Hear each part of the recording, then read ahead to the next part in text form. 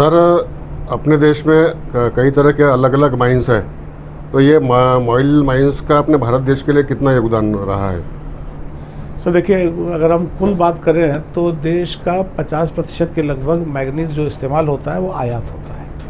तो इस हिसाब से मॉइल एक भी टन जो एक्स्ट्रा बनाती है तो हमारे फॉरेन एक्सचेंज को बचाती है।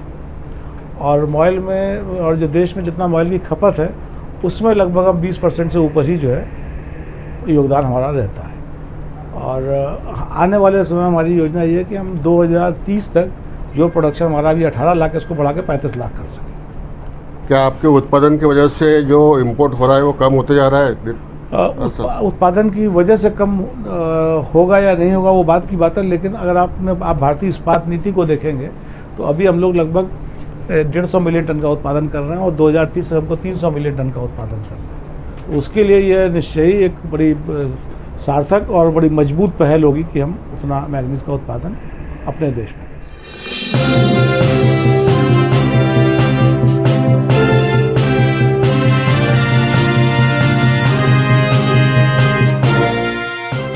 मॉयल लिमिटेड के निगमित सामाजिक दायित्व CSR कार्यक्रम के अंतर्गत दिव्यांग जनों को निःशुल्क सहायक उपकरण वितरण शिविर का आयोजन 20 अप्रैल 2025 रविवार को वनामती सभागार 626 VIP रोड, धरमपेट, नागपुर में आयोजित किया गया था। इस शिविर के समापन के पश्चात मॉयल के CMD तथा अध्यक्ष अजित कुमार सक्सेना ने पत्रकारों से वार्तालाप की।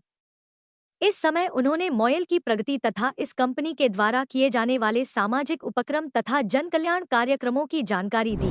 मैं अजित कुमार सक्सेना, मॉयल का अध्यक्ष सह प्रबंध निदेशक, आज हम लोग यहाँ पे एकत्रित हुए थे मॉयल के अपने साथियों को और सहकर्मियों को सम्मानित करने के लिए, अपने खदानों के आसपास स्थित मेधावी छात्रों के अभिनंदन के लिए और दिव्यांगजनों के को एक असिस्टिव डिवाइस के डिस्ट्रीब्यूशन के लिए। तो उसी कार्यक्रम में आज हम लोगों ने अपने की चर्चा भी की कि हमारे क्या आने वाले समय के लक्ष्य रहेंगे और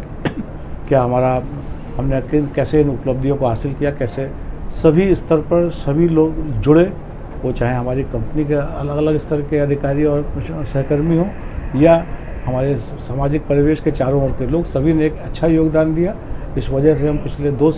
सालों में हम लोग अपने उत्पादन को 13 लाख से बढ़ के 18 लाख तक आ गए और हमको पूरी उम्मीद है कि न सिर्फ ये जो 40% की ग्रोथ हुई है पिछले 2 सालों में, ये सिर्फ यहीं रुकेगी बल्कि आगे जारी रहेगी और इस वर्ष भी हम लोग 10 से 15% से ज़्यादा की ग्रोथ करेंगे। और कई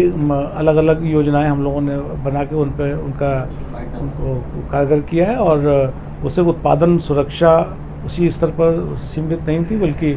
जन कल्याण, हमारे सामाजिक परिवेश के में भी जो आवश्यकताएं थी, जो कई बार सामुदायिक विकास के